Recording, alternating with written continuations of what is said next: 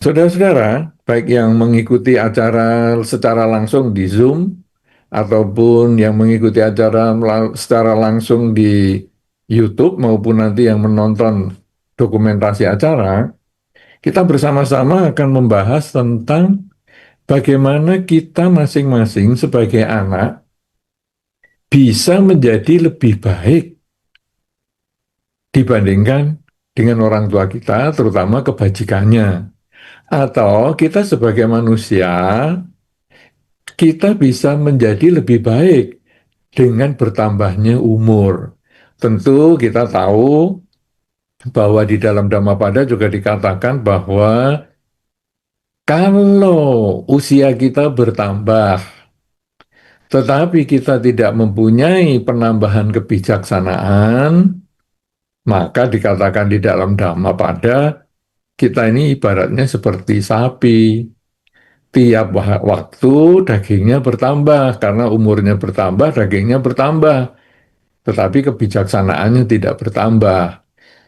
Nah, kita tentu berarti punya satu tugas, sebagai pribadi kita harus selalu menjadi lebih baik dibandingkan hari-hari sebelumnya.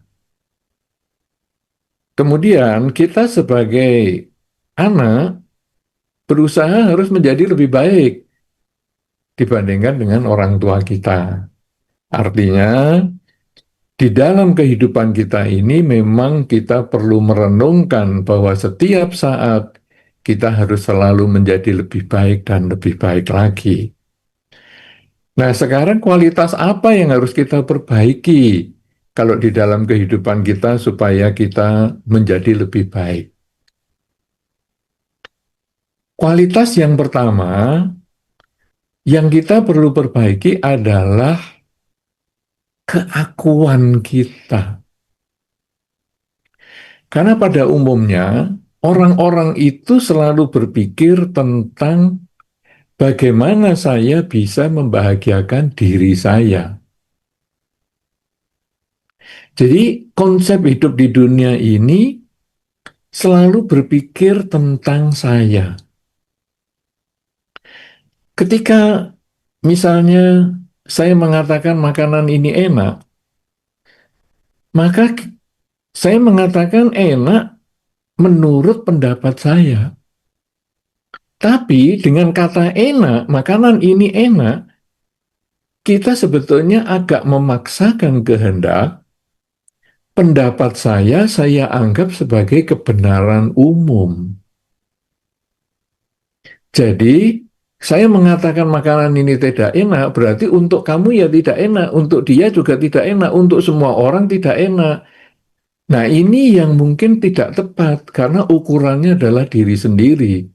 Mungkin lebih tepat kalau kita mengatakan makanan ini menurut saya tidak enak, menurut saya tidak cocok. Jadi harus ada tambahan menurut saya, bukan makanan ini tidak enak, tempat ini tidak enak, ya, perjalanan ini tidak enak, gedung ini tidak enak, suasana ini tidak enak. Kita harus menambahkan dengan menurut saya, suasana ini tidak nyaman atau tidak enak. Gedung ini, rumah ini menurut pendapat saya tidak enak. Makanan ini menurut saya tidak enak. Jadi kita lebih cenderung pada subjektivitas kita bahwa saya menurut saya, sedangkan orang lain mungkin menganggap makanan itu enak, gedung itu nyaman, suasana ini bagus, cocok untuk mereka, tapi tidak cocok untuk kita. Nah, dengan kata-kata yang seperti itu dan itu kita gunakan setiap waktu, selalu menghakimi, selalu menilai ini enak, ini bagus, ini cocok, ini apa segala macam itu menurut saya, maka sebetulnya di dunia ini ukuran terbesarnya adalah keakuan kita. Sehingga permusuhan, pertikaian, percekcokan sering terjadi justru karena tiap orang beradu egonya, beradu keakuannya. Sehingga ketika tadi saya mengatakan, makanan ini nggak enak, orang lain mengatakan, enak itu. Nah, karena tidak menggunakan menurut pendapat saya, makanan ini tidak enak. Dia mengatakan, menurut pendapat saya, nah, orang itu mengatakan, menurut pendapat saya, makanan itu enak. Begitu mengatakan demikian, menurut pendapat saya, maka kita masing-masing tidak akan memaksakan kehendak. Ya sudah, itu menurut kamu nggak enak, ya sudah. Kalau ini menurut saya enak, ya sudah. Kita nggak bisa paksakan, karena ini adalah pandangan pribadi. Tetapi begitu kita menghilangkan kalimat menurut saya, hanya mengatakan makanan ini enak. Dia mengatakan, enggak, makanan ini enggak enak. Enak, enggak. Enak ini, enggak. Lalu terjadilah perdebatan, terjadilah percekcokan, bahkan terjadilah permusuhan. Kenapa? Karena pendapat pribadi dianggap pendapat umum. Nah, jadi sekarang nomor satu, supaya kita bisa menjadi lebih baik, hidup kita menjadi lebih baik, kita belajar melepaskan keakuan. Nah, bagaimana sekarang sistem pelepasan keakuan ini? Sebetulnya di dalam Dhamma, kita ini sudah diajarkan untuk melepaskan keakuan. Keakuan ini lebih lebih bersifat abstrak. Karena dia ada di dalam diri kita, di dalam batin kita, dalam cara berpikir kita. Karena itu, Dhamma membuat sistematika pelepasan keakuan ini dibuat lebih nyata dulu, lebih real, bukan abstraknya. Apa yang real? Berdana. Berdana itu real sekali yang pertama itu, karena kalau saya punya makanan, ya saya bagikan makanan. Kalau saya punya pakaian, saya bagikan pakaian. Kalau saya punya kendaraan, saya berikan kendaraan. Jadi dia sangat real. Satu contoh yang mungkin kita sekarang sedang mengalami musibah misalnya, ya di beberapa kota ada banjir besar, kemudian di beberapa provinsi ada bencana alam, longsor, dan sebagainya. Nah, kita bagaimana sikap umat Buddha?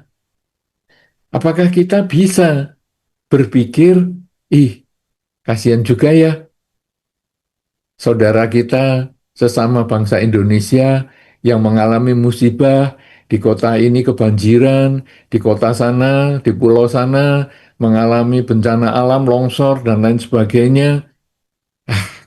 Saya mau bantu, ah. Apa ini? Ah, ini kebetulan di daerah sana ada pembukaan donasi untuk mereka-mereka yang menderita misalnya. Oke, karena saya tidak bisa berkunjung ke tempat itu, saya punya banyak kesibukan, maka ya saya nitip aja lah donasi ke mereka.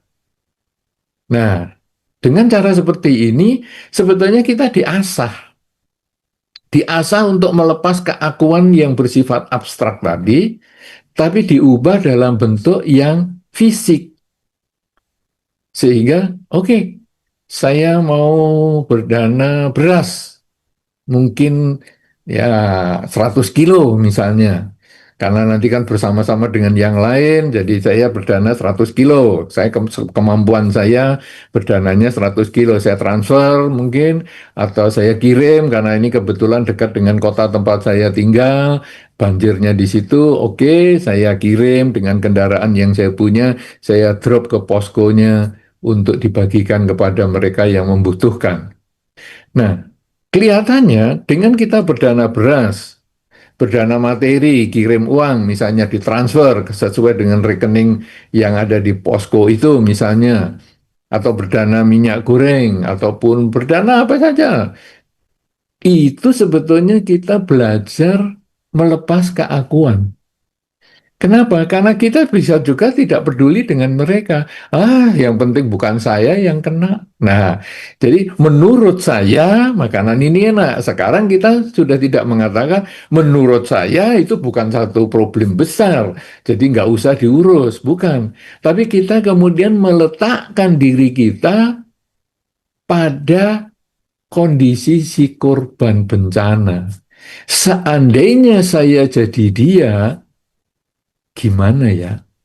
Nah inilah disebut empati. Jadi kita berusaha, saya kalau jadi dia gimana? Kalau dalam bahasa Jawa itu disebut dengan tepo seliro. Tepo seliro itu nepake selirane dewe. Jadi tepo itu nepake itu mencocokkan. Seliro sarira itu badan. Sarira itu badan jasmani kita. Jadi mencocokkan dengan jasmani kita seandainya kita berada di posisinya dia. Nah inilah empati. Aduh, saya kalau ngalami banjir sampai nggak dapat kiriman makan 3 hari 4 hari, aduh menderita sekali. Oke, kalau gitu saya kirim mie instan misalnya atau bahan makanan atau apa. Ya, nah dengan cara seperti ini berarti kita sudah mulai perhatian bukan cuman karena menurut pendapat saya, menurut pendapat saya, tapi sekarang bagaimana menurut pendapatmu? Nah, ini sudah mulai mengurangi keakuan. Bagaimana menurut pendapatmu? Kita mau mendengar kesulitan orang. Kita bisa menghargai pujian orang. Kalau orang menganggap, wah ini bagus, ini enak. Ya oke, kita bisa menghargai itu. Itu karena itu pandangannya dia secara pribadi. Walaupun kita nggak cocok, tapi kita tidak perlu berdebat. Nah ini adalah dasar yang pertama yang kita harus lakukan agar kita menjadi orang yang lebih baik. Ketika banyak orang hanya memikirkan keakuan, selalu berpikir aku yang benar, ukuranku yang paling tepat, maka aku bisa menyebutkan makanan ini enak, pakaian itu bagus, rumah ini bagus, suasana kota ini cocok, padahal semua harus diawali dengan menurut pendapat saya, tetapi itu lupa dikatakan, menganggap itu sebagai kebenaran umum. Nah, sekarang kita bisa mulai bertanya, menurut pendapat saya kota ini bagus. Menurut pendapatmu gimana? Waduh, semrawut kota ini. Oke, nggak apa-apa, karena memang pendapat kita berbeda. Nah, dengan keakuan kita yang berkurang, yang tadi abstrak, yang kemudian kita bentuk dalam fisik, kita mau berbagi kepada orang lain, maka kita sudah bisa mengurangi permasalahan dalam hidup kita. Baik kita di dalam keluarga, baik kita di dalam masyarakat, kita akan bisa sangat mengurangi problem karena kita menyadari perbedaan pendapat itu adalah kewajaran. Jadi kita tidak perlu memaksakan kehendak pendapat saya harus sama dengan orang lain. Tidak perlu. Pendapat orang lain harus saya terima juga nggak perlu. Kalau saya punya pendapat yang berbeda dengan orang lain, mampu nggak saya menjelaskan pendapat saya ini kepada orang lain? Sampai dia bisa memahami. Masalah dia terima atau tidak itu urusan dia. Tapi kalau dia bisa memahami pendapat saya, berarti saya bisa menjelaskan dengan baik. Kemudian kalau orang punya pendapat yang berbeda, saya juga berusaha untuk menerima, walaupun itu berbeda dengan pendapat saya. Kenapa? Karena seandainya saya menjadi dia, ya pantaslah saya berpikir seperti itu. Nah inilah yang pertama yang harus kita kerjakan ketika kita mau menjadi lebih baik. Karena kalau yang pertama ini bisa kita kerjakan, maka yang berikutnya yang mau saya sampaikan ini jauh lebih mudah untuk dikerjakan. Tapi kalau yang pertama saja mengurangi keakuan ini sulit dikerjakan, maka yang berikutnya semakin sulit. Karena mengatasi keakuan itu adalah yang utama dan itu yang justru menjadi hal yang harus dikerjakan di dalam ajaran Buddha. Nah, kalau kita bisa berhasil mengurangi keakuan, atau kita masih dalam proses mengurangi keakuan, apalagi yang harus kita lakukan? Nah, apakah saya harus selalu tiap hari mencari berita-berita tentang bencana alam? Ya tentu tidak, karena kita tidak mengharap orang lain menderita untuk melatih keakuan kita. Jadi kita kok udah lama ya nggak ada bencana alam, wah itu kata yang jahat sekali. Nggak mungkin kita ngomong itu, ya. Jadi kita tidak mencari bencana alam, tapi kalau ada bencana alam kita membantu mereka. Nah, kalau gitu gimana ya? Ini tidak lama, tidak ada bencana alam, tidak ada kesulitan-kesulitan di masyarakat. Lalu apa ini? Nah, di dalam pergaulan kita sehari-hari, kita kan ada komunikasi. Komunikasi ini juga salah satu cara untuk mengurangi keakuan.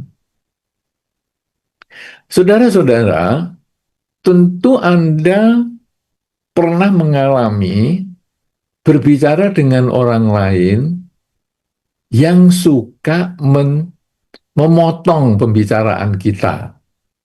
Nah, tentu itu pernah Anda alami. Jadi ketika Anda mau menjelaskan, begini ya, kemarin saya itu mau ke, sebentar ini omongan saya lebih penting. Wih, kita ya jadi agak agak kaget dengan pemotongan kalimat dia itu. Atau kebetulan kita ada beda pendapat, kemudian kita mau menjelaskan, dia main potong aja, main potong aja, main potong aja. Jadi kita nggak sempat menjelaskan apa-apa. Nah, sebetulnya melatih mengurangi keakuan itu juga bisa dengan cara dalam komunikasi seperti itu. Misalnya, ketika orang sedang ngomong, mampu nggak kita menunggu dia sampai selesai ngomong? Atau kita sudah menggebu-gebu mau ngomong ini. Mampu nggak kita nunggu? Kalau kita mampu nunggu sampai selesai ngomong, maka berarti kita bisa ngurangi keakuan kita sedikit demi sedikit. Anda boleh bayangkan ketika Anda sedang telepon. Telepon mungkin tentang pendapat yang berbeda atau hal-hal yang lain. Kira-kira kalau Anda ngomong terus dia juga ngomong bareng, apa yang bisa terdengar di dalam telepon itu?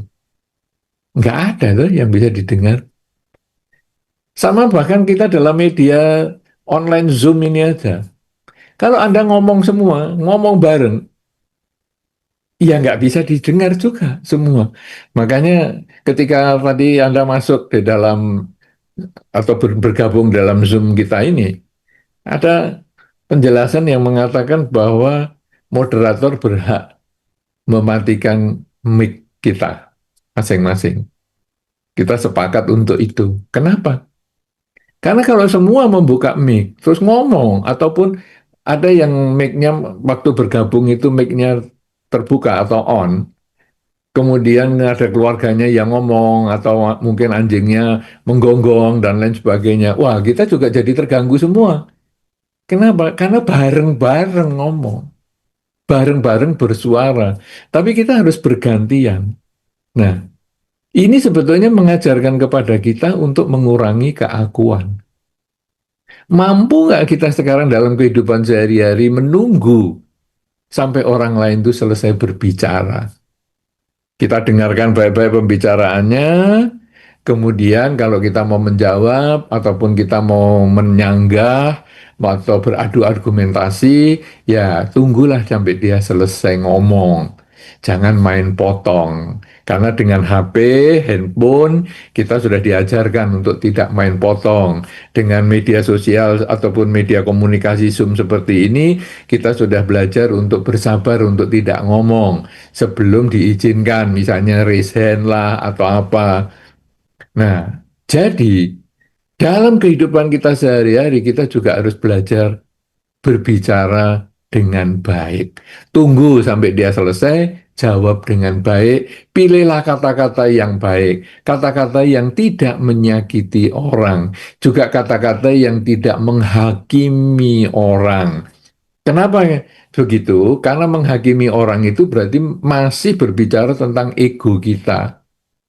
Kita tadi kalau ngomong misalnya, oh pakaian ini bagus.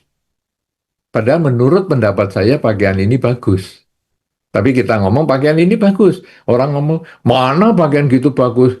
Terus kita menghakimi dia, kamu memang seleramu rendah, dasar kamu, kamu memang pendidikannya rendah.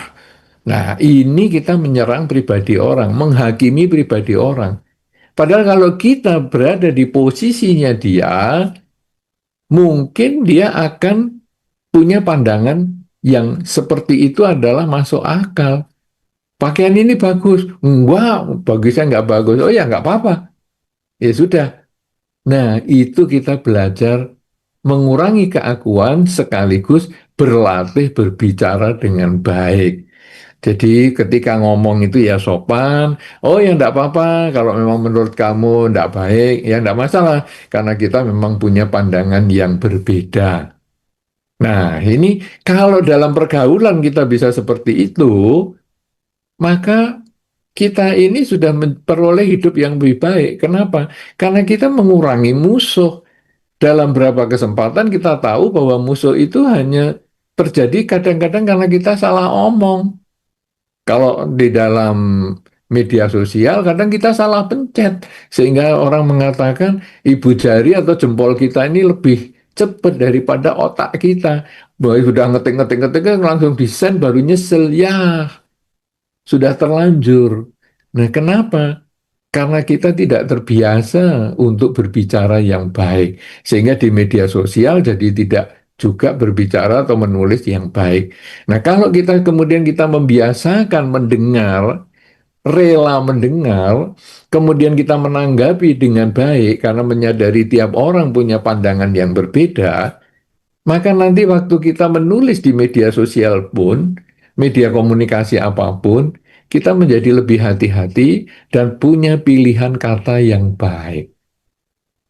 Nah, ini adalah yang kedua yang bisa kita lakukan setelah keakuan kita perbaiki pelan-pelan dengan tadi kerelaan yang bersifat fisik yang akhirnya tahu bahwa semua itu adalah keakuan kita. Kalau kita punya pandangan tertentu, pendapat tertentu hanya keakuan kita. Sehingga kalau orang lain berbeda, maka kita pakai cara yang kedua, ucapkan kata-kata yang manis, kata-kata yang baik, tidak perlu menyakiti, karena kalau menyakiti itu ada orang mengatakan begini, kalau Anda dihina, atau Anda mendengar kata-kata yang menyakitkan, maka itu akan diingat sampai puluhan tahun. Tetapi ketika Anda mendengar kata pujian, itu hanya diingat beberapa hari atau beberapa bulan saja. Coba kita renungkan masing-masing di diri kita, benar nggak? Apakah Anda masih ingat Anda yang dipuji sama si A, si B, si C? Mungkin Anda hanya ingat sekali, dua kali, ataupun banyak yang lupa. Tetapi ketika Anda ditanya, apakah yang pernah berkesan, hinaan, ataupun celaan yang Anda pernah dengar tentang diri Anda, dan Anda ingat sampai hari ini? Mungkin Anda akan mengeluarkan kata-kata yang pernah didengar waktu kecil. Karena saya pernah bertemu dengan seseorang yang tidak mau berkumpul dengan orang tuanya. Dia selalu pergi, tidak pernah di rumah. Dia kemudian pergi ke luar kota, kerja di luar kota, jarang pulang, bahkan tahun baru pun tidak pulang. Seperti tadi dikatakan ada hari libur atau tahun baru atau apa, dia tidak pernah pulang. Dan satu ketika ada kesempatan untuk cerita, saya tanya, kenapa kamu kok jarang pulang, jarang komunikasi dengan orang tuamu? Karena saya sakit hati. Loh, kenapa sakit hati? Dulu waktu, saya ingat sekali ya, dulu waktu saya kecil, saya sepertinya enggak salah, enggak ngapa-ngapa. Tapi orang tua saya bisa mengatakan gini, kamu ya, kalau enggak ngaku ya, ini bukan kesalahanmu kalau kamu enggak ngaku ya, nanti kamu saya kasih ke tukang becak di depan sana. Karena kan hari itu di depan rumahnya ada tukang becak. Dia sakit hati, dia terluka batinnya. Dan itu diingat-ingat, padahal dia sekarang sudah lulus perguruan tinggi, sudah S2. Jadi logikanya sudah jalan dengan baik. Tetapi dia tidak bisa menerima luka batinnya dia ketika dia masih kecil, ketika dia tidak salah tapi disalahkan oleh orang tuanya. Bahkan dia ngomong, saya mau diberikan sama tukang becak di depan rumah. Itu kan jelas tidak mungkin kata-kata orang tua itu. Kalau kita waktu sekarang, dalam usia sekarang kita mendengar kalimat itu, orang tua pasti bohong ini. Tapi ketika kita masih kecil, usia sekolah pun belum, kemudian dikatakan seperti itu, kita takut sekali dan menganggap itu sebagai kebenaran. Dan itu sulit diubah. Dan itu membuktikan bahwa kata-kata buruk celaan itu bisa diingat puluhan tahun. Dia dari belum sekolah sampai sekarang sudah lulus perguruan tinggi 2 kali karena dia sudah S2, sudah berumah tangga dan anaknya juga sudah besar. Dia tidak bisa terima kenyataan kata-kata orang tua itu. Sehingga kata-kata yang menyakitkan memang akan diingat puluhan tahun. Tetapi kata-kata yang pujian yang menyenangkan itu hanya diingat beberapa hari atau beberapa bulan saja. Karena itu penting sekali bagi kita semua untuk meningkatkan hidup kita menjadi lebih baik. Selain kita belajar mengurangi keakuan, kita berlatih mengucapkan kalimat yang baik kepada orang lain. Karena kalau kita bisa mampu mengucapkan kalimat yang baik kepada orang lain, berarti kita sudah berusaha mengurangi keakuan kita. Walaupun kita kadang jengkel, emosi dengan lawan bicara kita, tapi kita tetap bisa berkata-kata yang baik, tidak mengeluarkan maki-makian, walaupun mungkin tidak memuji juga, karena kita baru emosi dengan dia, tidak menjadi orang yang munafik, kemudian kita pura-pura baik, tidak. Tapi kita mengendalikan ucapan kita. Selain kita bisa mengendalikan ucapan, mampu juga kita harusnya untuk menjadi lebih baik itu, kita melakukan perbuatan yang bermanfaat untuk orang lain. Nah, kalau tadi misalnya berupa fisik ya, awalnya ada bencana alam di sana, oke, saya kirim beras, saya kirim pakaian, ya, saya kirim makanan instan. Nah, itu yang bersifat fisik. Kemudian kata-kata, ini sudah mulai yang bersifat abstrak karena ini hanya kata-kata, Bu. Kemudian yang ketiga ini lebih lagi yaitu tenaga kita. Mampu nggak kita membantu pihak lain dengan tindakan-tindakan kita? Misalnya ketika di wihara ada kegiatan, kemudian kita membantu mengatur tempat duduk, ya, busa-busa tempat duduk itu, atau kita membersihkan lantainya, membersihkan altarnya, membersihkan toiletnya, misalnya, membersihkan kamar-kamar tamunya. Kalau kita mampu melakukan tindakan-tindakan yang bermanfaat itu, ini sebetulnya adalah mengurangi ego kita. Sekaligus sebetulnya itu adalah melakukan kebajikan. Jadi kalau tadi yang pertama kita bisa mengembangkan kerelaan itu juga kebajikan, yang kedua itu bisa berkata-kata yang baik itu juga kebajikan, kemudian kalau yang ketiga membantu orang lain secara fisik, ini juga kebajikan. Dan tentu kita akan tahu bahwa kalau kita memperbanyak kebajikan, memperbanyak karma baik, tentu buah kebahagiaan akan datang pada kita. Hidup yang lebih baik dapat kita wujudkan karena buah kebajikan kita mencukupi, cukup banyak. Nah, selain itu, kita juga perlu pengendalian diri yang lebih tinggi lagi, yang disebut dengan mengendalikan kesombongan. Karena kesombongan ini juga dari bagian dari keakuan. Anda tentu sering mendengar, atau mungkin kita melakukan itu di dalam kehidupan kita sehari-hari. Misalnya begini, ada orang mengatakan, aku barusan beli beli sepeda motor. Terus kita tanya, sepeda motor apa? Oh, ini merek A. Nah, kalau merek A itu dulu aku ya mau beli. Tapi aku merasa, oh enggak cocok ya. Jadi aku beli merek B yang lebih mahal. Karena kata orang kan kalau barang mahal itu berarti lebih bagus. Nah, A ini bagi saya kurang. Kita langsung ngomong di depan orangnya seperti itu. Sebetulnya itu agak ada nada sombongnya. Kenapa? Kamu bisanya yang A itu toh, kalau aku kan mereknya yang B. Aku menjadi lebih daripada kamu. Atau kalau Anda membaca di media-media sosial, komen-komen orang. Misalnya ada orang yang mungkin em, memaki orang lain atau ya itu mungkin kan kadang di media sosial itu ada yang melawan arus, kemudian ada orang yang berusaha menghalangi orang yang melawan arus itu. Kemudian mungkin terjadi percekcokan karena yang melawan arus nggak mau ngalah, yang jalurnya benar, ia menganggap bahwa yang melawan arus kan salah. Lalu terjadi percekcokan. Anda baca komen-komennya.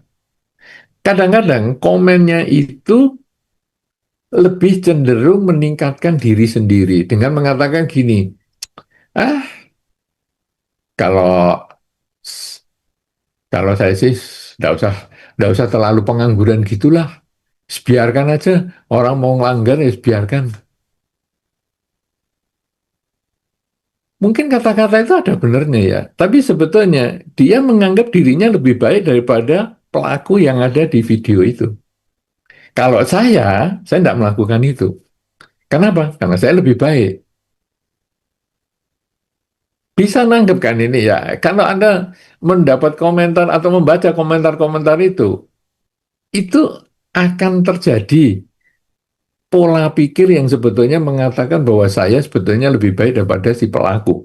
Atau mungkin Anda sendiri juga bisa begitu. Kita sendiri bisa melakukan itu. Kenapa? Bawah sadar kita ini keakuannya masih besar sekali. Misalnya, si Ayo jarang ke wihara ya. Wah, itu memang males itu. Oh, kalau saya, walaupun sakit, saya sih ke wihara. Coba. Kalimat itu sering muncul di dalam masyarakat, sering muncul di dalam diri kita walaupun variasinya berbeda-beda. Tetapi ada kata-kata, kalau saya, walaupun sakit, saya tetap berangkat. Nggak ada alasan, nggak ke wihara. Itu sebetulnya ada kesombongan di dalam situ. Dan kalau semakin sering kita mendengar kalimat itu dari orang lain, tentu kita akan merasa nggak nyaman ya. Kita bisa memahami bahwa di dalam masyarakat, setiap kali kita ketemu si A yang selalu sombong, ngomong tinggi, ngomong besar, kita biasanya lama-lama males kumpul sama dia. Sudahlah, nggak usah ngobrol sama dia, omongannya tinggi-tinggi terus. Kenapa? Karena dia tidak bisa melepaskan egonya. Nah, kita sendiri juga nggak bisa melepaskan egonya, sehingga ego dia dengan ego kita diadu. Dan akhirnya, sudah saya nggak mau. Padahal kalau kita tadi bisa mengatakan dengan baik, dengan kerelaan kita tadi bisa mau mengurangi ego kita, mendengar dia sampai selesai, kemudian kita mengatakan, ya kamu memang hebat, tapi ya nggak usah terlalu dirasakan seperti itu. Kenapa? Karena tiap orang kan beda-beda. Kamu memang punya kehebatannya sendiri, tapi kan orang lain juga ada kehebatannya yang lain juga. Karena tiap orang punya kelebihan dan kekurangannya masing-masing. Nah, dengan cara begitu kita bisa menasihati orang yang punya keakuan ataupun yang punya kesombongan tersebut. Nah, saudara-saudara, kalau kita bisa punya empat hal ini, kita bisa melakukan empat hal ini, maka selain kita menambah kebajikan, tentu kualitas diri kita menjadi lebih baik. Yang pertama tadi adalah kita mengurangi ego kita, keakuan kita yang jelas. Ya, makanya kita harus banyak berbuat baik secara materi, secara fisik kita berbuat baik kepada mereka yang memerlukan. Kemudian yang kedua, kita berusaha menyusun kata-kata yang baik, mampu mendengar dengan baik dan berbicara dengan baik, dengan sopan, karena kemampuan kita menunggu orang lain selesai berbicara itu adalah latihan mengurangi keakuan. Merumuskan kata-kata yang baik dan tidak menyakiti itu juga merupakan latihan mengurangi keakuan. Kemudian yang ketiga adalah melakukan perbuatan yang bermanfaat untuk orang lain sehingga orang lain merasa mendapatkan bantuan dari kita. Misalnya hanya membantu menyapu, membantu mengepel, membantu memikirkan kesulitan orang lain. Itu adalah sangat bermanfaat. Dan yang keempat adalah mengurangi kesombongan kita. Karena kesombongan itu walaupun halus, misalnya tidak dikatakan ya, misalnya mengatakan, kalau saya sih tidak seperti itu. Sebetulnya itu adalah kesombongan yang tidak terkatakan dengan jelas, tapi sebetulnya secara halus itu adalah merupakan kesombongan. Kalau kita bisa mempunyai empat hal ini dan kita membiasakan melakukan dalam kehidupan sehari-hari, maka karma baik akan bertambah, kebahagiaan akan datang, dan hidup kita menjadi lebih baik, tambah baik untuk waktu-waktu yang akan datang. Bukan hanya sekedar melewati tahun lama menuju ke tahun yang baru. Kalau kita hanya sekedar melewati tahun yang baru seperti itu, apakah kita hanya berbuat baik itu kalau pergantian tahun? Tapi kita harus berbuat baik itu setiap saat. Kenapa? Saya yang tadi harus saya perbaiki menjadi saya yang sekarang, dan saya yang sekarang nanti akan saya perbaiki lagi untuk saya yang nanti. Jadi setiap saat kita akan jadi lebih baik, dan lebih baik. Kenapa? Karena tema kita adalah hidup yang lebih baik, bukan ganti tahun yang lebih baik. Kalau hidup yang lebih baik, hidup itu kapan? Hidup itu adalah saat ini. Tadi kita pernah hidup, tapi sudah tidak hidup karena kita tadi 1 jam yang lalu kita pernah hidup, tapi kembali ke 1 jam yang lalu kita sudah tidak bisa karena itu hanya kenangan aja. Nanti kita akan hidup, nanti 1 jam lagi kita akan hidup, tapi belum tentu hidup. Karena kehidupan itu tidak pasti, kita bisa mati setiap saat. Jadi 1 jam lagi kita belum tentu hidup. Hidup adalah saat ini. Karena saat ini adalah hidup, maka tema kita hidup yang lebih baik, berarti saat ini kita harus selalu lebih baik, lebih baik, lebih baik daripada saat-saat yang sebelumnya. Dan 4 cara tersebut akan mengkondisikan kita menjadi lebih baik setiap saat. Nah, inilah yang mungkin saya perlu sampaikan dalam kesempatan pertemuan kita ini dalam tema kita hidup yang lebih baik. Mudah-mudahan memancing kita untuk berdiskusi sehingga dalam beberapa menit yang disediakan nanti oleh panitia akan menjadi kesempatan yang terbaik bagi kita untuk meningkatkan kualitas diri kita dalam pengertian pelaksanaan ajaran Sang Buddha. Saya kira demikian. Terima kasih atas perhatian Anda dan kemampuan Anda untuk menunggu, berarti juga berusaha untuk mengurangi keaguan. Dan saya kembalikan kesempatan ini kepada Romo Hirman. Terima kasih. Oh, ini dari chat ada pertanyaan Bante dari Kowido. Namo Buddhaya Bante, nama saya Eri Low dari Tangerang. Bante, bagaimana supaya hidup saya lebih baik? Tadi udah dijelaskan ya. Ya mungkin mau dijelaskan lebih detail lagi Bante. Silakan Bante. Iya, sebetulnya tema kita kan hidup yang lebih baik, sehingga kalau pertanyaannya bagaimana ya hidup kita lebih baik, loh ya ini tadi uraiannya. Nah, tetapi juga baik itu dalam pandangan apa? Apakah tujuan hidup Anda? Apakah pandangan Anda terhadap kehidupan ini? Karena baik dan tidak baik itu kadang dipengaruhi oleh keinginan saya tercapai atau tidak. Ini kan keakuan tadi ya. Ukurannya kan diri sendiri. Kalau tadi saya berbicara pakaian bagus, tidak bagus, cocok, nggak cocok, dan lain sebagainya. Hidup juga sama sebetulnya kalau kita mau perluas, yaitu hidup ini bagi saya kok enggak baik ya. Loh, kenapa? Misalnya, saya sakit-sakitan. Oh, oke. Berarti konsep tidak baik itu karena saya sakit-sakitan. Berarti sekarang mampu nggak kita mengubah sakit-sakitan itu, kondisi sakit-sakitan itu, tapi dengan cara berpikir yang berbeda. Ini ibaratnya mungkin kalau kita berbicara tentang waktu tempuh, waktu tempuh ya.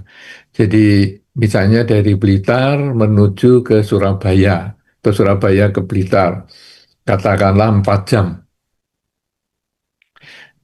Surabaya Blitar 4 jam. Kemudian Anda sam, baru jalani 1 jam. Jadi dari 4 jam baru terlaksana 1 jam. Ini kan ada kurang 3 jam. Nah, pola pikir kita bagaimana nih? Waduh, baru 1 jam, masih kurang 3 jam. Itu ada kata-kata yang pertama seperti itu. Baru 1 jam, kurang 3 jam. Kata-kata yang kedua, sudah 1 jam, tinggal 3 jam. Apa coba yang terjadi dalam diri kita? Pola pikir kita. Kan sama kejadiannya. Perjalanan dari Surabaya ke Blitar 4 jam. Sudah dijalani 1 jam. Pola pikir yang pertama, baru 1 jam. Baru 1 jam. Masih 3 jam. Yang kedua, sudah 1 jam. Tinggal 3 jam. Pola pikir ini sebetulnya ada yang berbeda. Bahwa kalau yang pertama, aduh baru 1 jam, masih kurang 3 jam. Rasanya masih jauh sekali yang kita jalani itu. Tetapi ketika kita berkata, sudah 1 jam, tinggal 3 jam. Tinggal sedikit lagi lah. Kalau sudah dijalani 1 jam, tinggal 3 jam. Tinggal pendek. Pola pikirnya beda. Demikian pula ketika kita misalnya hidup tadi merasa bagaimana hidupnya lebih baik. Aku sakit-sakitan. Oke, sakit-sakitannya tetap tidak bisa berubah. Tapi pola pikir kita yang harus diubah. Yaitu, dengan sakit ini saya bisa kerja di rumah.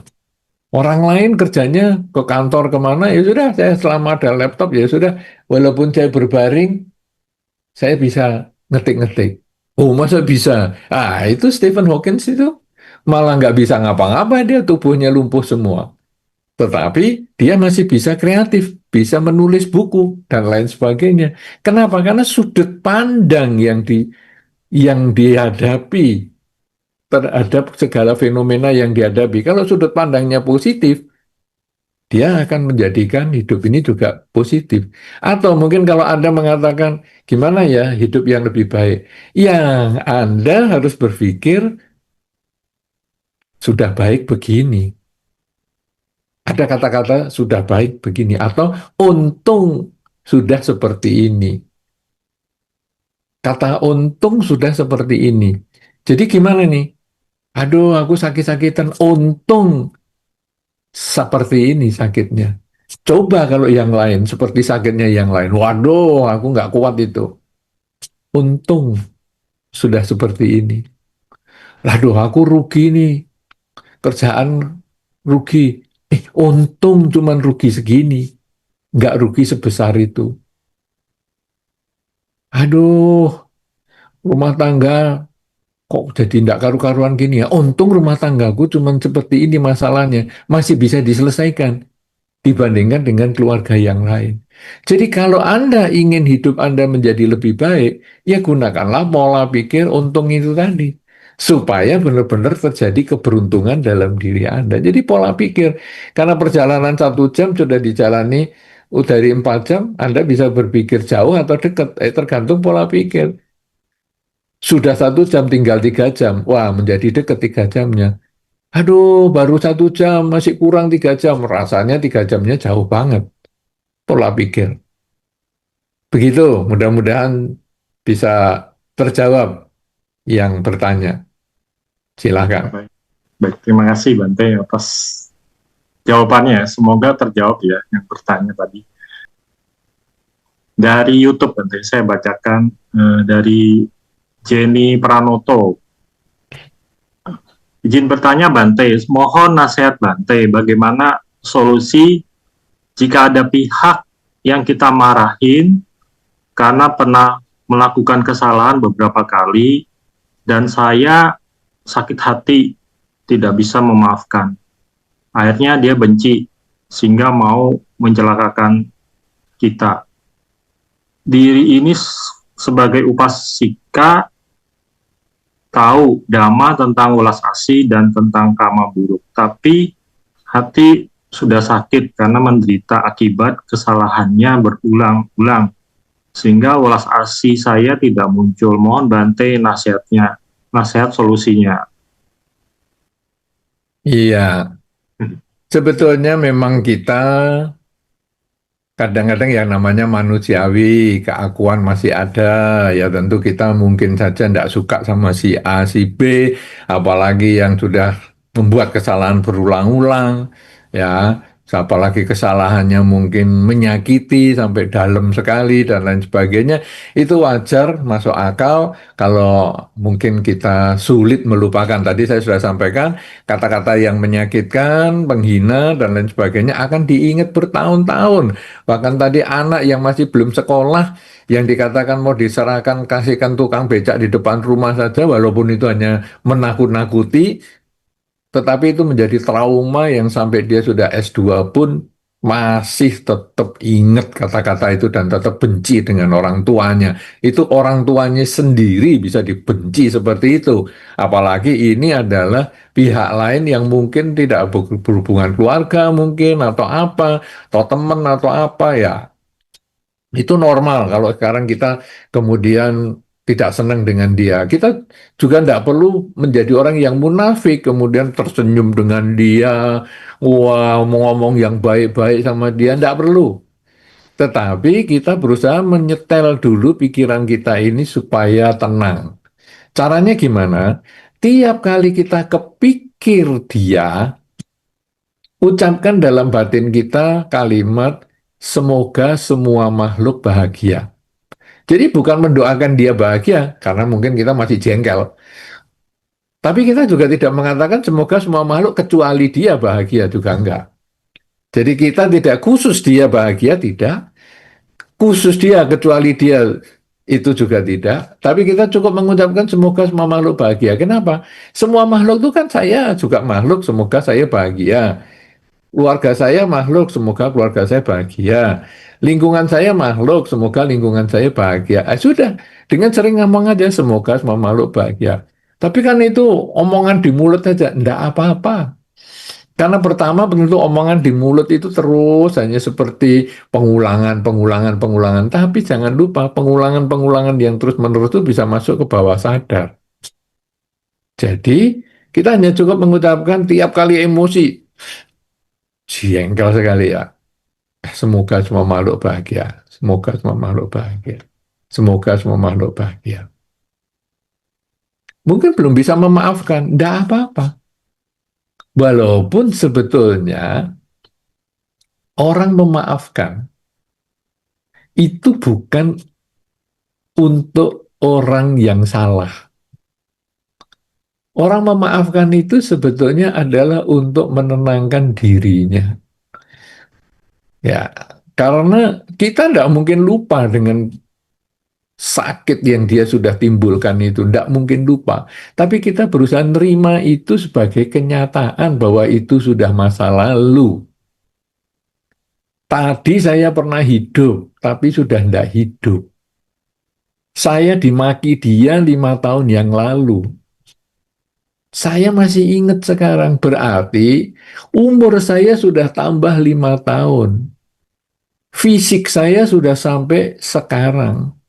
Tetapi batin saya ketinggalan di 5 tahun yang lalu.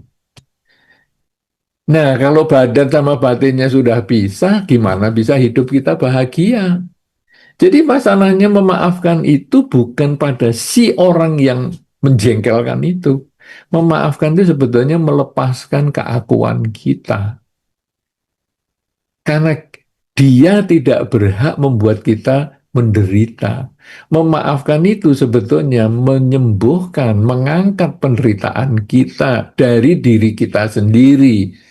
Tidak perlu mengatakan kepada dia juga seandainya Anda tidak kepingin ngomong sama dia. Aku maafkan ya, tidak perlu. Tapi Anda dalam diri Anda menyadari itu kan kejadian 5 tahun yang lalu. Kenapa aku masih mikiri sampai sekarang? Berarti batinku ini ketinggalan di 5 tahun yang lalu. Aku nggak tambah dewasa dengan umurku bertambah. Aku nggak tambah dewasa. Nah, tapi sulit nih. Oke, kalau sulit kembali ke saran yang pertama. Tiap ingat yang menjengkelkan dia itu, semoga semua makhluk bahagia, semoga semua makhluk bahagia, semoga semua makhluk bahagia. Kemudian juga mengurangi komunikasi dengan dia. Kalau ketemu, seandainya bisa menghindar ya bagus. Tapi kalau sampai nggak bisa menghindar ya cukup, sudah cukup. Kenapa? Karena orang yang menyakitkan kita biasanya nggak inget. Kita yang ingat dia menyakitkan kita.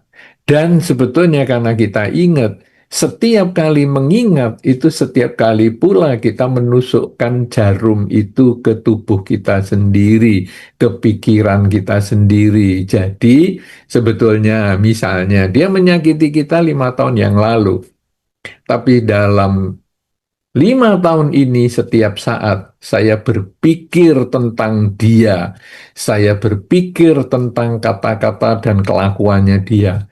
Berarti setiap saat saya menyakiti diri saya sendiri, orang lain hanya menyakiti saya sekali 5 tahun yang lalu. Tetapi saya dalam 5 tahun, sepanjang hari, sepanjang waktu, berkali-kali saya menyakiti diri saya terus-menerus dengan kata-katanya dia. Itu kita sebetulnya lebih kejam daripada dia. Dia hanya mengatakan kita sekali, tetapi kita mengatakan kepada diri kita kata yang menyakitkan itu berkali-kali. Makanya kalau kita tidak memaafkan, kita semakin sakit diri kita karena kita terus menusuk diri kita dengan kata-katanya dia. Misalnya dia mengatakan, kamu tuh nggak ada gunanya. Kamu tuh orang yang tidak berguna.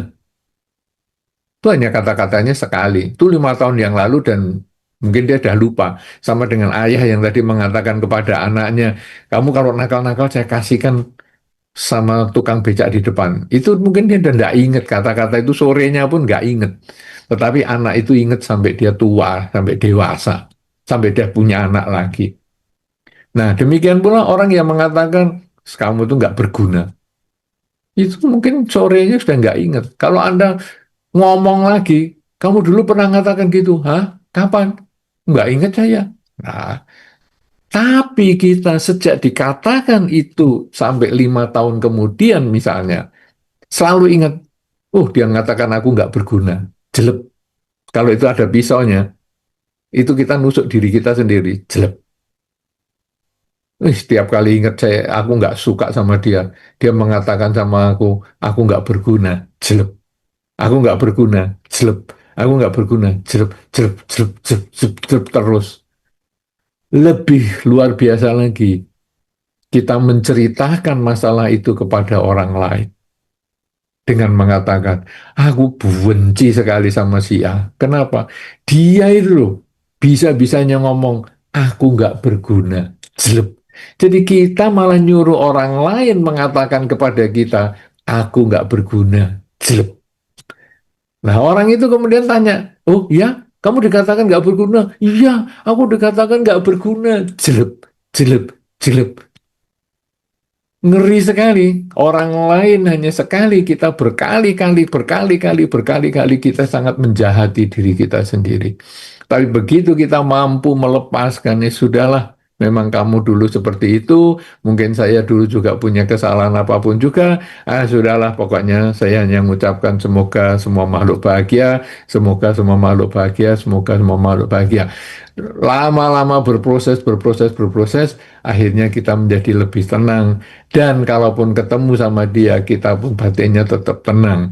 Tapi selama kita tidak mengucapkan kalimat itu dan terus kita menyimpan dendam itu, maka yang hancur adalah diri kita sendiri. Jadi apakah kita mau terus kejam dengan diri kita, ataukah kita menjadi lebih baik? Kalau mau menjadi lebih baik, paling mudah adalah sering mengatakan, semoga semua makhluk bahagia, khususnya ketika emosi kita naik, jangan kita mengingat-ingat lagi kata-kata yang menyakitkan, dari dia itu atau kelakuannya dia, tapi segera ucapkan dalam batin aja, semoga semua makhluk bahagia. Mudah-mudahan ini bisa bermanfaat untuk jangka panjang ya, karena kalau jangka pendek mungkin tentu Anda masih menggebu-gebu, tapi nanti lama-lama ini ya sudahlah, itu sudah masa lalu juga, ngapain gitu. Tanpa harus berkomunikasi dengan dia. Nah, kalau nanti mampu, ya silakan komunikasi. Tapi kalau nggak mampu mengendalikan diri, ya nggak usah ngomong sama dia dulu. Oke, silakan lanjut. Ya, baik. Terima kasih Bante atas jawabannya. Ya, Saudara Jenny mungkin sudah dijawab ya, yang di YouTube. Ini ada 7 pertanyaan Bante. Saya bacakan ya Bante, satu-satu. Dari Zoom ada dari Topik Bogor. Selamat siang Bante dan rekan-rekan semua. Perkenalkan saya umat non-Buddhis, namun mohon izin untuk bertanya kepada Bante. Bagaimana pandangan agama Buddha terhadap ilmu metafisis yang berkembang di masyarakat seperti power of number, Bazi, dan Feng Shui. Apabila dijadikan referensi untuk mengenal potensi diri agar seorang dapat memperoleh kehidupan yang lebih baik. Mohon maaf saya tidak dapat menyalakan kamera dan mikrofon. Terima kasih banyak Bante. Silakan Bante. Baik, jadi di dalam pengertian agama Buddha, sebetulnya kita tahu agama Buddha itu ada ajaran Buddha dan ada tradisi-tradisi, juga ada nanti berbagai kebiasaan yang ada dalam masyarakat. Nah, agama Buddha itu apa? Atau ajaran Buddha itu apa? Intisarinya adalah tentang 4 kesunyataan mulia. Itu yang tidak pernah berubah dari dulu sampai sekarang, juga yang dipelajari oleh aliran-aliran Buddha yang lain. Itu tentang 4 kesunyataan mulia, hukum karma, dan seterusnya. Kemudian budaya atau kebudayaan. Nah, ini ada yang berbeda-beda. Misalnya, umat Buddha dari tradisi India, kalau melakukan upacara ritual, menggunakan bahasa India yang mungkin dikenal dengan nama bahasa Pali. Kemudian umat dengan tradisi yang misalnya tradisi Tiongkok, dia menggunakan bahasa Mandarin atau bahasa Sanskerta. Kemudian yang tradisi Tibet yang menggunakan juga bahasa Sanskerta. Nah, itu adalah budaya. Tetapi juga ada budaya-budaya lokal yang bisa diterima. Jadi umat Buddha tidak menentang adanya budaya-budaya lokal. Misalnya tadi yang disebut power of number, itu sebetulnya budaya lokal. Kenapa? Karena walaupun dia metode empiris, ya, kalau kita membaca riwayat power of number itu katanya sudah memperoleh penyelidikan atau sudah melewati penelitian dari berbagai macam orang, baik yang masih hidup maupun meninggal, puluhan orang, ratusan orang, ribuan orang bahkan, itu sehingga dapat dirumuskan seperti itu. Kemudian mungkin ada juga pengetahuan tentang garis tangan, mungkin tentang ramalan bintang, sio, feng shui yang tadi disebutkan dan sebagainya. Nah, ini bagaimana? Di dalam pengertian Dhamma itu tidak masalah, tetapi kebenaran hal itu adalah 50%. bukan 100%. Sehingga cocok kalau Anda mengatakan hanya seperti referensi saja. Referensi yang Anda bisa pakai ataupun boleh tidak dipakai. Jadi bukan kebenarannya 100%. Bahkan itu ramalan yang dikatakan orang pun, mungkin ramalan pakai kartu, ramalan pakai dukun sakti misalnya atau apa saja, sebetulnya kebenarannya hanya 50%. Apalagi yang disebut ramalan itu hanya tahu yang saat ini yang terjadi atau perhitungan yang mungkin terjadi di masa yang akan datang. Perhitungan, misalnya ramalan. Ramalan garis tangan, wah nanti pada umur 50 tahun kamu akan mengalami kesuksesan. Atau kamu akan, setelah kamu mengalami penderitaan pada saat umur 40 tahun misalnya. Padahal sekarang umurnya baru 20 misalnya. Nah itu kan akan terjadi, dia bisa tahu. Kenapa? Karena dia metode empiris. Dikumpulkan orang-orang dulu, orang sukses itu bagaimana? Oh, tangannya yang begini garisnya. Oke, dikumpulkan. Kemudian orang-orang yang sakit-sakitan gimana? Oh, tangannya bentuknya gini. Nah, kemudian dari kumpulan data itu, statistiknya itu kemudian dibaca sebagai kamu punya garis tangan model apa? Model ini. Oh, kalau model ini dulu referensinya adalah orang ini akan menderita di umur 40. Kemudian, wah kalau saya lihat garisnya ini ada referensinya. Di umur 50 kamu sukses. Nah, itu akan melihat masa depan. Semua seperti itu yang tadi Anda katakan seperti ilmu metafisika itu hanya tahu yang akan datang, tetapi tidak tahu apa yang akan kita perbuat. Ini penting sekali karena apa yang kita perbuat itu penting dan kita pada hari ini kan juga berbicara tentang hidup yang lebih baik itu kan apa yang mau kita perbuat, bukan apa yang sudah diperbuat. Tapi apa yang akan kita perbuat, misalnya melakukan kebajikan terus-menerus. Kalau kita banyak melakukan kebajikan terus-menerus dengan kerelaan dan lain sebagainya tadi dengan kata-kata yang baik dan sebagainya, mungkin umur 40 tahun yang tadi katanya menderita itu jadi tidak menderita lagi. Kemudian yang 50 tahun mau sukses, wah itu sudah umur 45 sudah sukses. Bukan 50 tapi 45 sudah sukses. Jadi sebetulnya hanya tahu yang akan datang, tapi belum tahu apa yang kita perbuat. Nah sekarang kita merasa, wah umur 50 tahun saya sukses, jadi saya sekarang wah ngawur-ngawur hidupnya. Hasilnya apa? Karena kita ngawur-ngawur hidupnya, 30 kita sudah menderita, 40 tambah menderita, 50 juga menderita. Dan kita lalu pergi ke tukang ramal itu. Katanya saya 50 tahun bahagia. Mana buktinya saya menderita? Nah, karena dia hanya tahu yang akan terjadi, bukan apa yang akan diperbuat. Karena kita berbuat kejahatan, berbuat buruk, hasilnya juga menjadi menderita. Sebaliknya kalau kita banyak berbuat baik, hasilnya justru bahagia. Nah, ilmu power of number, feng shui itu sebetulnya lebih cenderung dikatakan sebagai ilmu arsitektur, arsitektur Tiongkok kuno. Feng shui itu sebetulnya adalah berbicara tentang angin dan air, pengaturan angin dan air untuk rumah. Ya, dulunya sih untuk kuburan awalnya, kemudian berkembang untuk rumah. Nah, kita karena yang hidup kita berbicara tentang rumah saja. Kenapa feng shui rumah itu? Karena kalau anginnya bagus, airnya bagus, maka rumah itu nyaman dihuni. Tetapi kalau anginnya kurang, misalnya jendelanya kurang, ini rumah Indonesia ya, jendelanya kurang, mataharinya kurang, ya di rumah jadi lembab.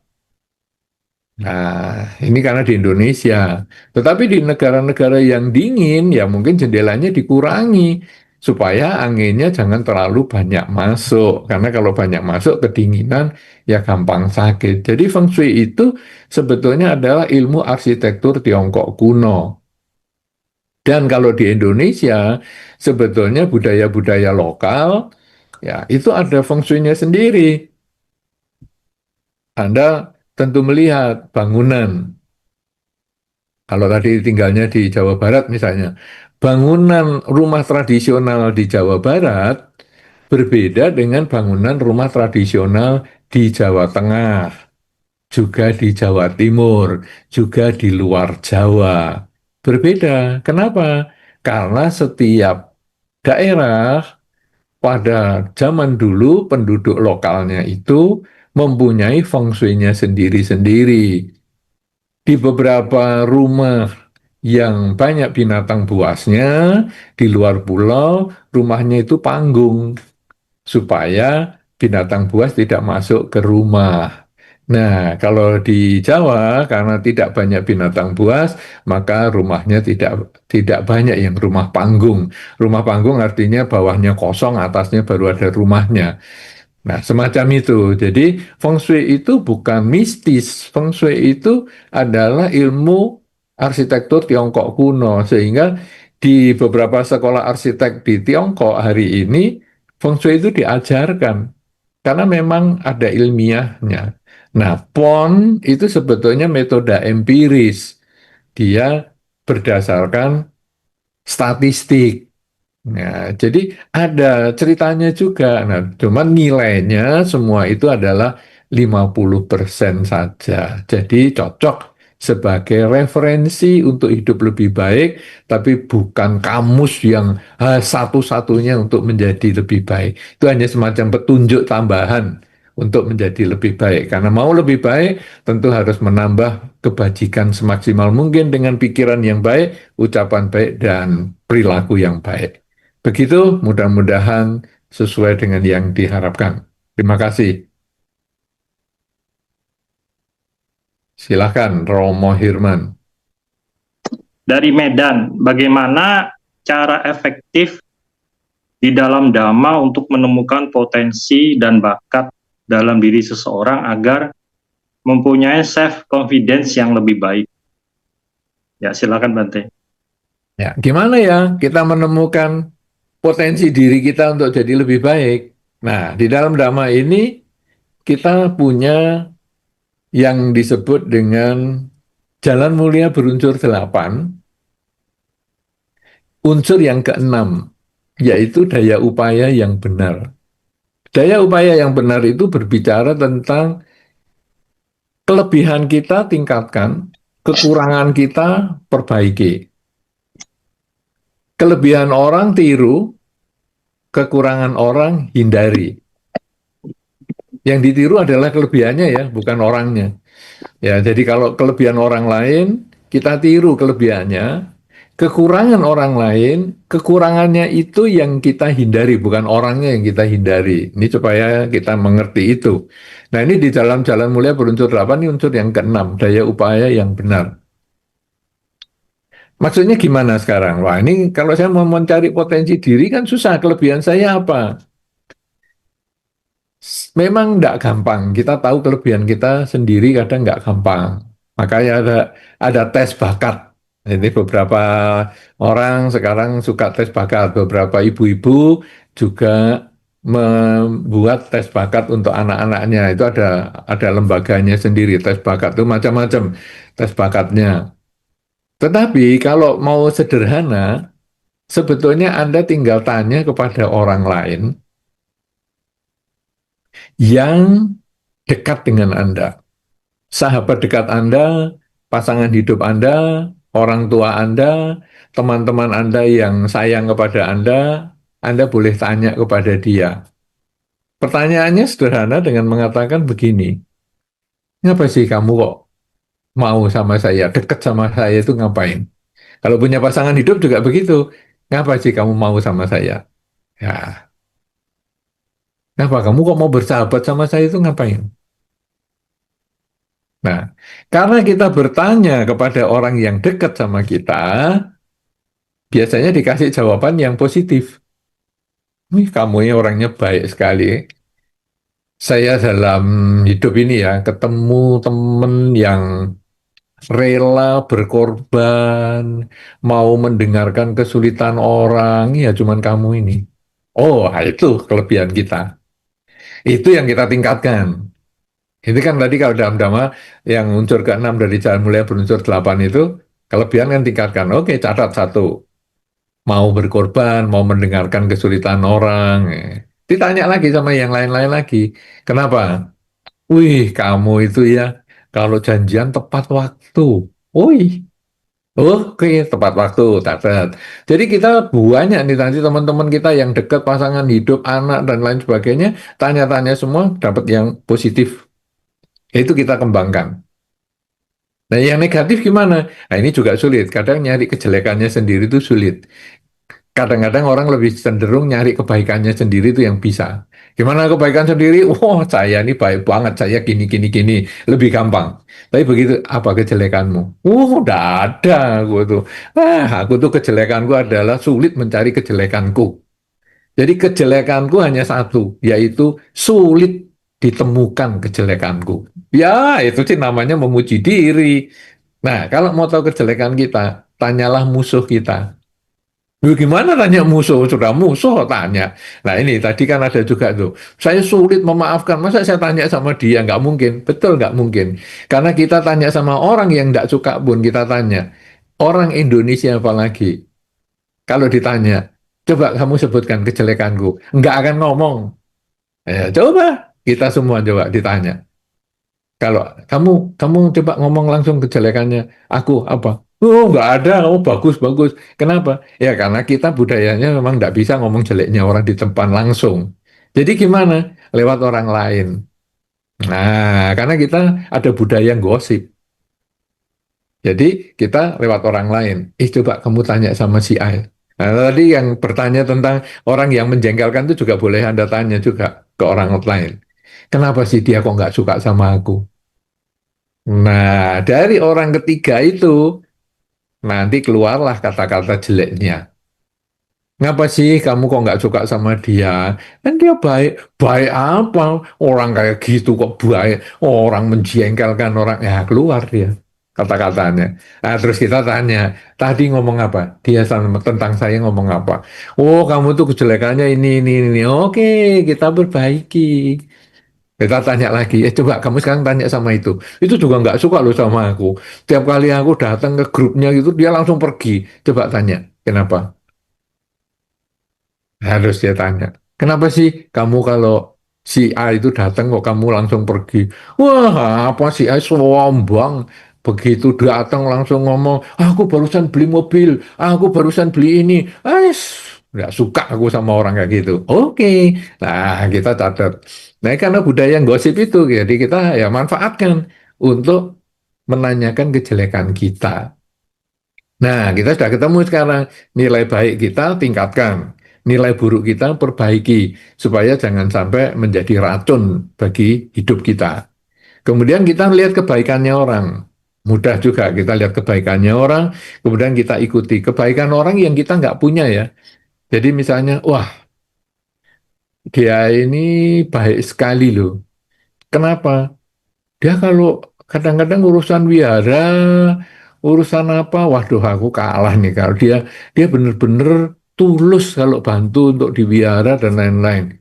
Aku coba, ya semampuku. Mungkin kalau hari Minggu atau hari-hari tertentu yang aku libur kerja, ya aku bantu wihara. Nah, dulunya aku nggak mau. Tapi karena ada orang yang bisa seperti itu, kenapa sih aku nggak belajar untuk jadi lebih baik? Nah, kemudian kita cari orang lain lagi. Apa kejelekannya yang saya belum punya? Dia itu ada itu. Dia ini ya orang yang suka ke wihara juga. Rajin ke wihara. Tapi karena rajin, dia agak sombong.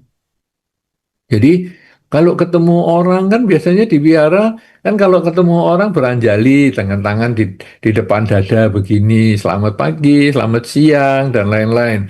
Tapi karena dia sering ke wihara, dia agak sombong. Kalau orang lain nggak mau anjali ya dia juga nggak anjali. Dia merasa senior. Nah, jadi kalau dia orang lain sudah anjali ya baru dia anjali. Kadang-kadang dia tidak bales dan lain-lain. Ini kan tidak menyenangkan. Oke, kalau gitu saya mau perbaiki. Saya jangan sampai seperti itu.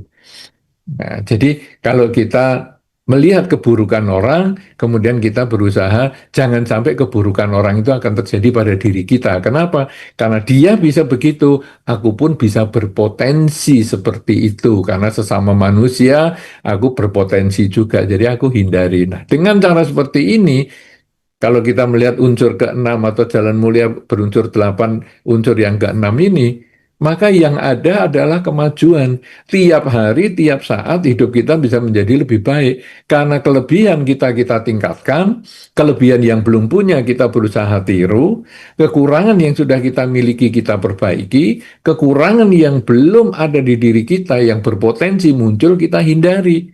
Sehingga hasilnya hanyalah kelebihan dan tercapailah hidup yang lebih baik. Begitu, mudah-mudahan bermanfaat. Terima kasih, silakan Romo, lanjut.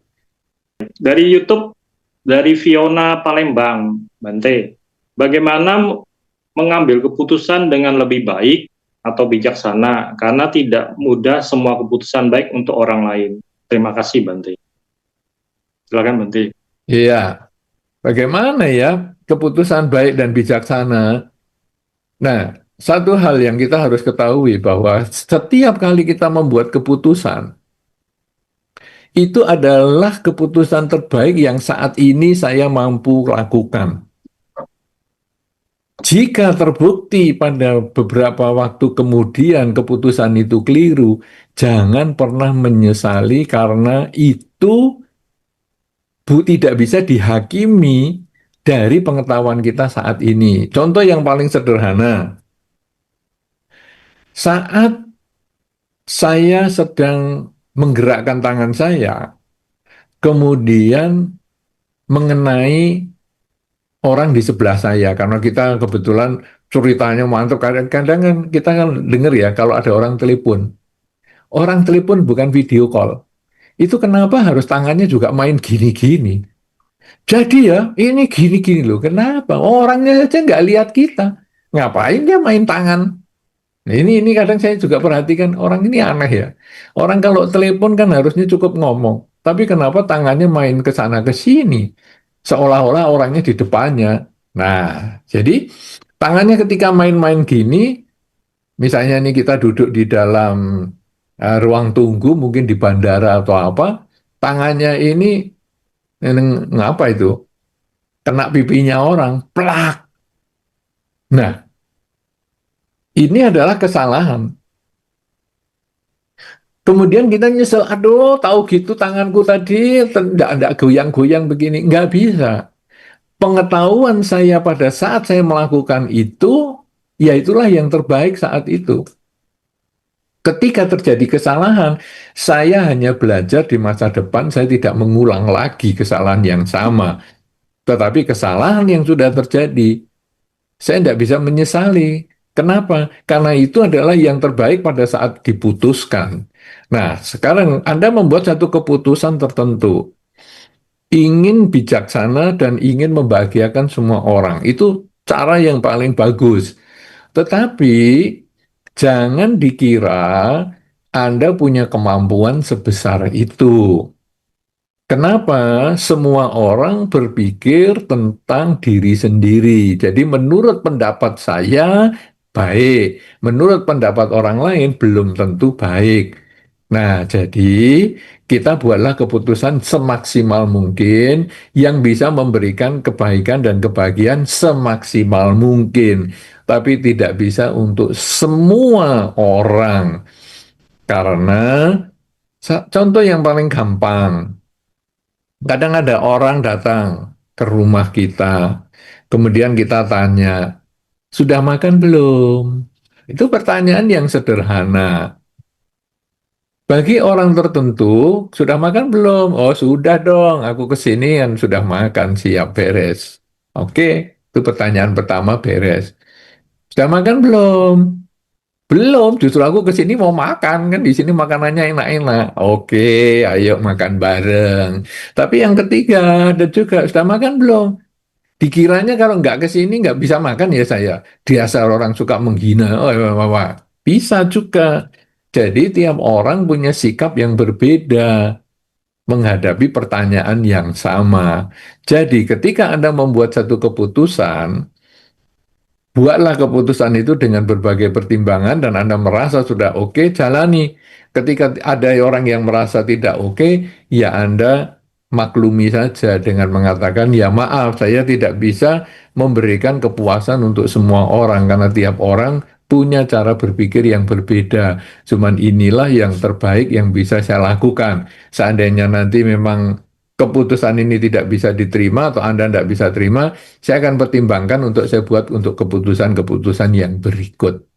Nah, itu adalah cara kita menyikapi keputusan, artinya lakukan yang terbaik, tapi kalau masih ada yang kecewa, jangan kita nyesel juga dengan keputusan yang sudah terjadi, tapi perbaiki untuk keputusan-keputusan yang selanjutnya.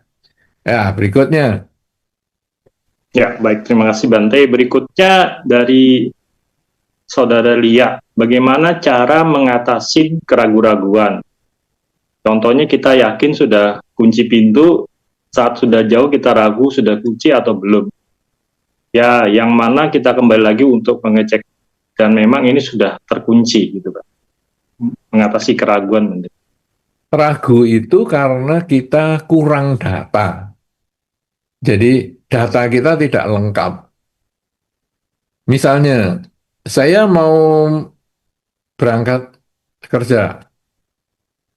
Saya ragu ini bos saya datang apa enggak. Nah, ini datanya kurang. Jadi bisa nggak kita melengkapi data itu? Misalnya kita telepon dulu ke sekretarisnya. Eh, ini hari ini bos datang enggak? Katanya ada kesibukan lain. Oke, berarti dia enggak datang. Nah, kita sudah pasti ini. Kemudian saya mau pergi nih, ragu tapi kendaraan ini beres nggak ya? Karena ini biasanya macet. Oke, datanya kurang lengkap, jadi data itu harus kita lengkapi dulu, itu baru bisa. Atau kita coba-coba. Misalnya saya mau menyeberang jembatan, ini bisa jebol nggak ya? Oke, kalau gitu saya cari pegangan supaya aman. Jadi kalaupun jebol, saya tidak jatuh sampai ke sungai misalnya.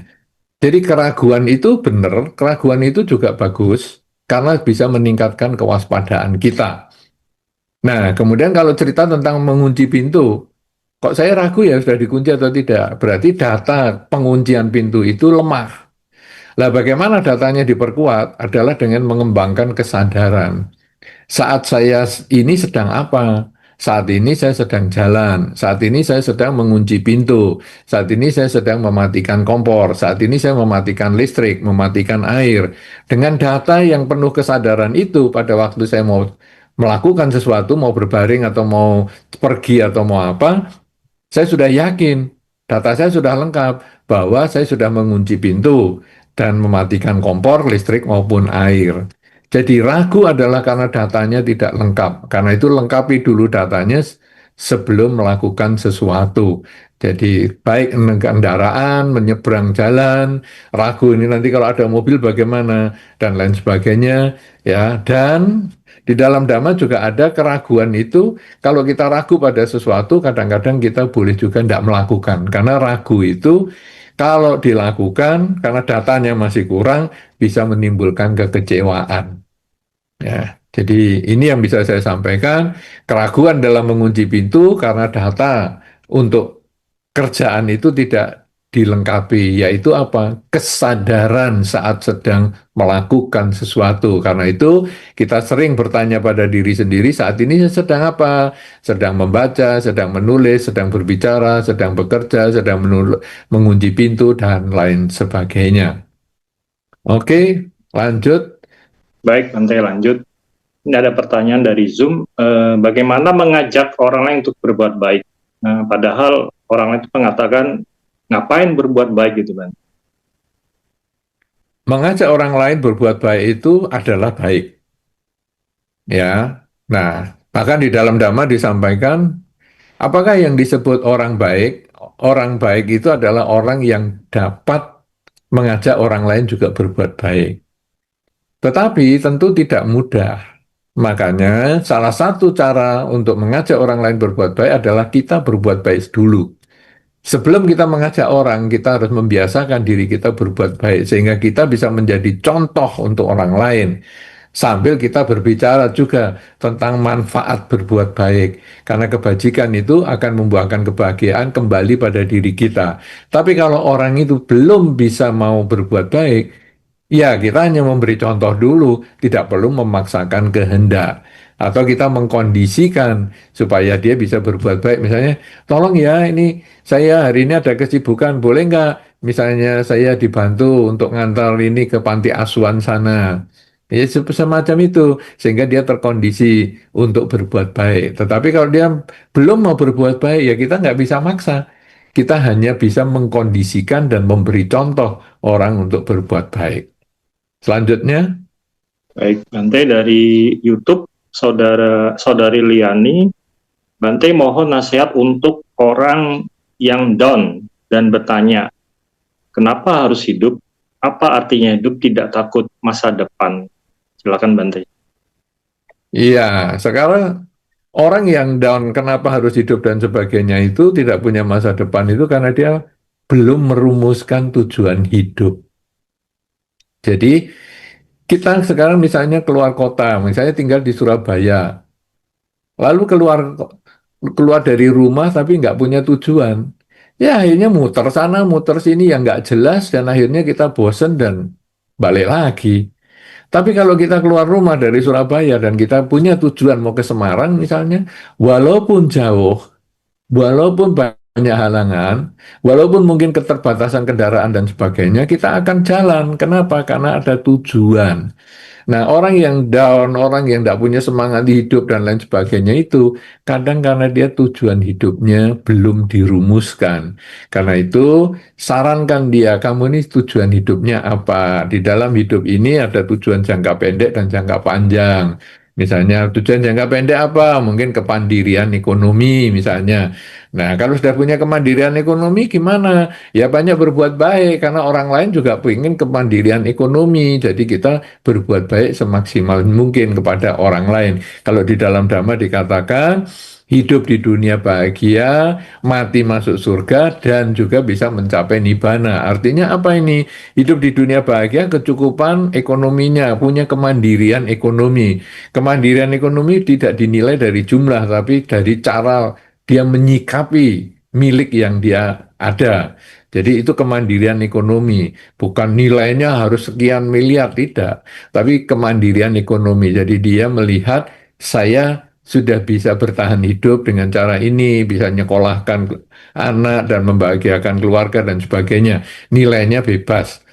Kemudian kalau kita sudah memiliki kemandirian ekonomi, kita memikirkan kemandirian ekonomi orang lain. Itu yang tadi ada di dalam bagaimana hidup menjadi lebih baik dengan cara berbagi. Bahwa orang lain pun ingin kemandirian ekonomi, sehingga apa yang saya miliki, saya berusaha bagikan kepada pihak lain. Yang ini kalau kemandirian ekonomi ini hidup bahagia di dunia. Kalau berbagi kepada pihak lain, ini berarti kita banyak berbuat baik, sehingga di dunia bahagia, mati pun masuk surga. Kemudian kalau di dalam Dhamma, kebajikan itu membuat batin menjadi lebih tenang. Kebajikan membuat batin lebih tenang, kemampuan untuk mengembangkan kesadaran sehingga di dalam melakukan sesuatu tidak pernah ragu, seperti ngunci pintu tadi, tidak pernah ragu, waktu berbicara tidak ragu karena apa yang dibicarakan itu disadari, ketika berpikir dia sadar sehingga apa yang dilakukan pun sama dengan yang dibicarakan, yaitu penuh kesadaran. Dengan selalu sadar setiap saat, maka batin menjadi tenang dan seimbang, terbebas dari ketamaan, kebencian, dan kegelapan batin, tercapailah pencerahan atau kesucian. Jadi, ini sebetulnya dimulai dengan adanya tujuan hidup, hidup di dunia punya kemandirian ekonomi, kebahagiaan, dan bisa berbagi untuk mencapai kebebasan akhir, yaitu pencapaian kesucian. Ya ini yang bisa saya sampaikan. Saya kira demikian. Pertanyaan dari Jonathan dari Kota Tegal. Izin bertanya kepada Bante, jika tadi disebutkan bahwa kita harus menghilangkan aku, lalu kalau begitu siapakah saya atau kita ini, Bante? Silakan Bante. Iya, jadi ini ego ya, bukan aku. Tadi saya keakuan, keakuan ini bukan aku. Jadi sekarang kita harus memahami tentang bahasa, bahasa filosofi dan bahasa sehari-hari. Jadi keakuan itu adalah tentang semua hanya konsep bahagia itu karena saya. Jadi maka tadi saya contohkan pakaian bagus itu menurut saya seharusnya. Menurut saya pakaian ini bagus. Jadi kalau keakuan adalah pakaian ini bagus. Jadi orang lain juga harus terima pakaian ini bagus. Nah, sedangkan kalau ini menurut saya pakaian ini bagus. Menurut dia pakaian itu tidak bagus. Ya tidak apa-apa. Nah, jadi itu konsepnya, bukan aku tuh ndak ada. Jadi ini sepedanya siapa? Ya sepedanya nggak tahu. Oh, ini aku, ini sih, ini siapa yang beli juga ya dulu karena rasanya ya bukan masa ini duitku. Aku kan nggak bisa ngomong duitku karena ini bukan masa ini duitku. Ya, bukan itu bahasa sehari-hari. Aku bekerja punya duit, aku beli sepeda. Nah, sepedanya ini mau kamu pinjam. Nah, jadi ini sepedanya siapa? Ya sepeda aku. Lu katanya nggak ada keakuan, kok masih aku? Jadi ini sepedanya boleh saya ambil? Bukan. Keakuan itu sepedanya dipinjem pun bisa. Kemudian kalau keluarga ada yang sakit, kita juga menyadari bahwa keluarga ini juga bukan milik kita. Karena satu ketika dia pasti berpisah dengan diri kita. Jadi ini adalah bahasa sehari-hari dan bahasa filsafat ini berbeda. Jadi siapakah saya? Ya Anda lihat KTP-nya, Anda kemudian kakaknya siapa, maka itu Anda akan ketemu siapa saya. Karena KTP, kakaknya, alamatnya ada di situ semua. Ya ini karena berbeda dengan konsep yang saya sebutkan tentang filosofinya, keakuan itu adalah kemelekatan. Jadi ketika Anda misalnya punya sepeda motor, Anda harus siap sepeda motor itu rusak sampai hilang. Ketika Anda beli sepeda motor, Anda harus tahu konsekuensi logisnya. Yang paling parah adalah hilang. Ketika belum hilang, hanya rusak saja, Anda tidak perlu emosi dan lain sebagainya karena Anda sudah siap mental dengan hilang. Demikian pula ketika Anda punya pasangan hidup, punya keluarga dan sebagainya, Anda harus siap bahwa apa yang Anda miliki saat ini satu ketika pasti berpisah dengan diri Anda. Itulah yang disebut keakuan. Kemudian ketika Anda hidup maka Anda harus siap menghadapi kematian. Karena semua yang Anda dapatkan ini satu ketika juga pasti Anda lepas. Itu adalah keakuan yang bisa dilepaskan. Jadi bukan rumahnya siapa ini, sepedaku sama mana ini. Bukan itu yang dimaksudkan karena itu adalah bahasa sehari-hari. Demikian, silahkan satu lagi. Ya, baik. Terima kasih, Bante. Ini yang terakhir dari Bintang Putih YouTube. Kita akan mendapatkan karma di kehidupan berikutnya sesuai dengan perbuatan kita sebelumnya. Tapi bagaimana karma bisa menjadi pelajaran jika kita lupa dengan perbuatan yang kita lakukan di kehidupan sebelumnya? Iya, karma ini bukan pengadilan sehingga tidak perlu disebut pelajaran. Tetapi sekarang kita lalu merenungkan. Jadi ketika hidup kita menderita, kita tidak mengatakan kenapa ya saya menderita ini ya. Aduh, nah itu kan sudah masa lalu. Hidup adalah saat ini, tadi 1 jam yang lalu, 2 jam yang lalu, setahun yang lalu, 10 tahun yang lalu, kehidupan yang lalu, itu saya pernah hidup tapi sudah tidak hidup. Jadi tidak ada gunanya penyesalan karena sejam yang lalu atau semenit yang lalu. Karena tadi pernah hidup tapi sudah nggak hidup. Nanti 1 menit yang akan datang, 1 jam yang akan datang, setahun yang akan datang, satu kehidupan yang akan datang dan seterusnya, itu akan hidup tapi belum tentu hidup. Hidup adalah saat ini.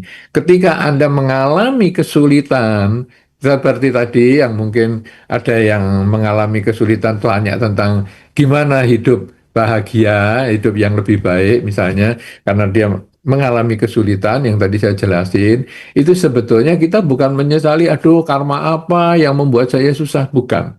Tapi adalah bagaimana kita bisa mengatur cara berpikir kita. Kalau dari Surabaya ke Blitar itu misalnya 4 jam dan sudah jalan 1 jam, bisa nggak kita hanya berpikir, sudah 1 jam, tinggal 3 jam. Maka kita akan lebih semangat untuk jalani sisa perjalanan itu. Demikian pula di dalam kehidupan. Ketika kita mengalami kesulitan, lalu kita mengatakan, untung kesulitannya cuma seperti ini, maka hidup itu bahagia tanpa harus menyesali karma-karma lampau, tanpa harus menakutkan karma-karma yang akan datang, karena kita akan selalu melakukan yang terbaik pada saat ini. Karena kita punya konsep jalan mulia berunsur 8 yang keenam, yaitu sama wayamo atau daya upaya yang benar, bahwa kelebihan kita tingkatkan, apa yang kita sudah capai di kehidupan ini kita tingkatkan terus-menerus. Kekurangan kita dalam kehidupan ini kita perbaiki, jangan lagi diulang. Sedangkan kelebihan orang yang bisa dicapai di kehidupan ini bisa nggak kita tiru, kita usaha meningkatkan kualitas diri kita. Yang belum kita miliki kita lakukan, dari orang lain kita tiru. Sedangkan keburukan orang lain yang mungkin belum ada di diri kita harus hindari karena itu berpotensi juga pada diri kita. Kalau kita bisa jalani seperti itu, maka hidup kita akan menjadi bahagia tanpa harus berpikir karma lampau ngapain, karma yang akan datang ngapain, karena hidup adalah saat ini. Lakukan saat ini yang terbaik, maka engkau akan membangun masa depan yang baik dan akan memperbaiki masa lampau yang buruk.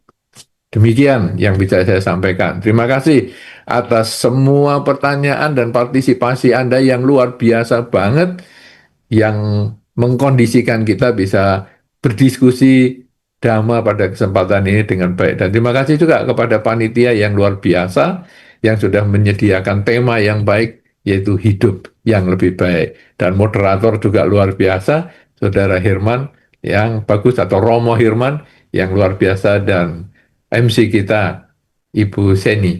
Terima kasih.